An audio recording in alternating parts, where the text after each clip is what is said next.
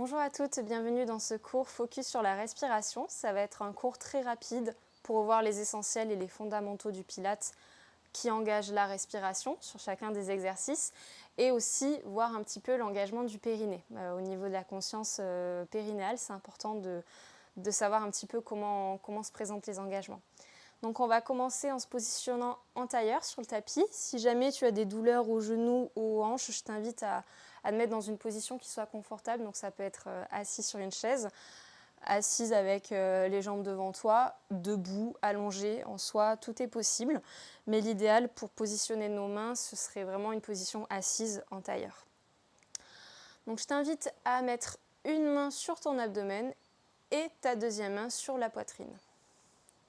On va garder les yeux ouverts pour commencer et on va prendre des profondes respirations. Donc, tu vas inspirer par le nez et à l'expiration, tu vas souffler par la bouche en essayant de bien vider ton air. À nouveau, on inspire et à l'expiration, on relâche tout l'air qu'on a emmagasiné. Dernière fois, inspire. Gonfle bien les poumons et à l'expiration, on vide tout l'air qu'on a dans le corps. Ce que je voudrais que tu ressentes, c'est qu'à l'inspiration, la plupart du temps, on a une main qui gonfle un peu plus que l'autre. En général, c'est la main du dessus. Si c'est ton cas, pas de panique. C'est ce qu'on va voir aujourd'hui. Donc l'idée, ça va être d'inspirer globalement plutôt dans les côtes et à l'expiration, d'engager un peu plus le ventre. Parce que sur les exercices de pilates, notamment les exercices d'abdominaux, si on respire essentiellement dans le ventre, on risque de trop gonfler l'abdomen par surpression et surtout de cambrer le dos.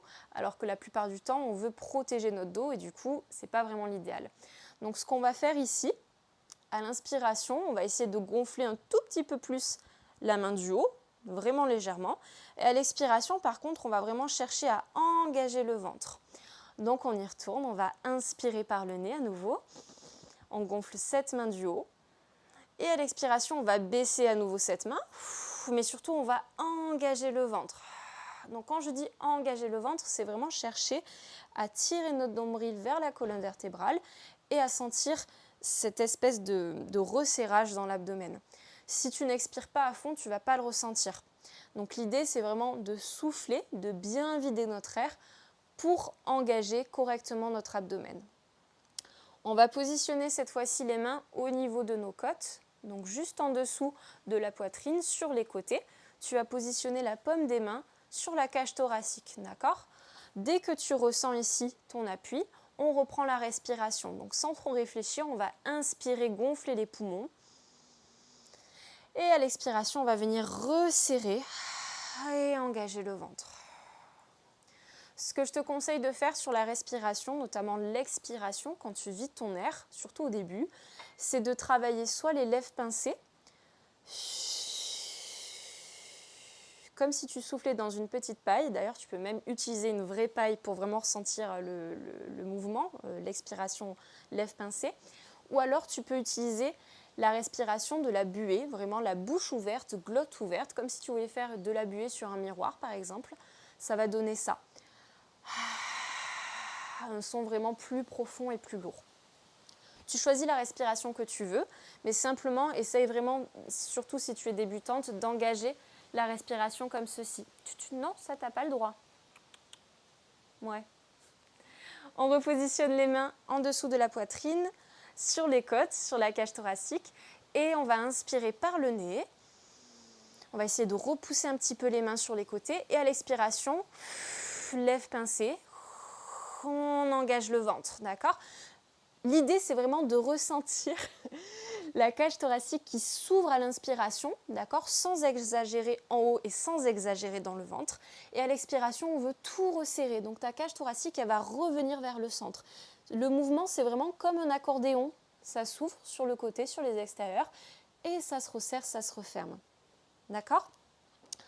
On y retourne encore pour 3 respirations profondes. Inspire par le nez. Repousse les côtes et à l'expiration, resserre, engage. par l'expiration que tu souhaites, lèvres pincées ou la buée, et on essaye de tirer volontairement le nombril vers la colonne, de creuser davantage ce ventre. Encore 2, inspire. Et à l'expiration, on resserre. Dernier. Relâche bien les épaules et les mâchoires et expire. Resserre tout. Et on relâche les bras. Ok ? Donc ça, c'est pour la respiration.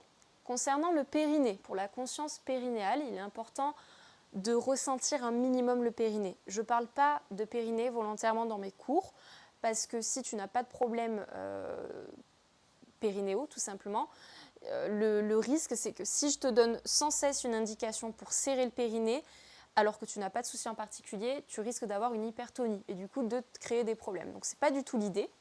Par contre, pour celles qui ont des soucis de périnée et qui sont suivies, je l'espère, par un kinésithérapeute ou une sage-femme, il va être important d'engager le périnée à chaque exercice abdominal, à chaque fois qu'on a une hyperpression. Donc pour ce faire, tout bête, si tu n'as pas vraiment conscience de ton périnée, ce que tu peux faire, c'est chercher le coccyx, donc derrière le bassin, je vais vous montrer de dos. Derrière le bassin, d'accord, ici, on a le gros os qui s'appelle le sacrum, d'accord ? On a le sacrum ici, et à la pointe du sacrum, on a le coccyx, d'accord ? C'est la petite boule, le dernier os, la dernière vertèbre, si je puis dire, vraiment de ta colonne vertébrale. Alors ça ne fait pas vraiment partie de la colonne vertébrale, puisque les lombaires s'arrêtent ici, mais ensuite on a le sacrum et du coup le coccyx. Donc ce que tu vas faire avec ton index, en tailleur, assise, allongée, comme tu le souhaites, même debout, tu vas chercher le coccyx, tu vas positionner ton index dessus, et tout doucement, tu vas aller juste en dessous, dans le creux qui est en fait des fascias, tout un tas de tissus. Et ici, tu vas voir le périnée, parce qu'il ne faut pas oublier que le périnée, c'est un ensemble de muscles, d'accord ? C'est pas juste un muscle, c'est un ensemble de muscles qui s'insère depuis le pubis, donc devant, jusqu'au niveau du coccyx.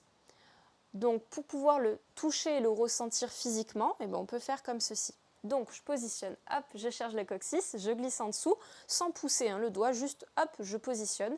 Et on va faire, sur l'expiration, on va essayer de se retenir de faire pipi. Vraiment, on va essayer d'engager le périnée, on va essayer de resserrer en fait cette partie-là. Donc à l'inspiration, on prend l'air par notre nez, on ouvre les côtes. Et à l'expiration, je vais venir, hop, j'essaye de resserrer le périnée, d'engager, de resserrer ma taille et de creuser mon ventre. Et normalement, si tu as bien positionné le doigt, tu vas ressentir le fait que ton plancher pelvien, whoop, il se resserre. À l'inspiration, ça se détend. Et à l'expiration, tu essayes d'attraper le périnée, de l'engager de bas vers le haut. Et normalement, tu devrais sentir, hop, que ça se resserre en dessous. Et relâche à nouveau. Voilà, on a terminé pour ce cours. Je vais faire d'autres vidéos vraiment plus précises sur la conscience périnéale, mais je voulais faire une courte vidéo voilà, qui remet un petit peu les basiques, on va dire, de la respiration et du périnée. Donc n'oublie pas à chaque fois que tu souhaites engager ton périnée, de le faire sur l'expiration. Ça va vraiment t'aider, ce sera bien plus facile et surtout beaucoup plus physiologique et naturel. Je te remercie.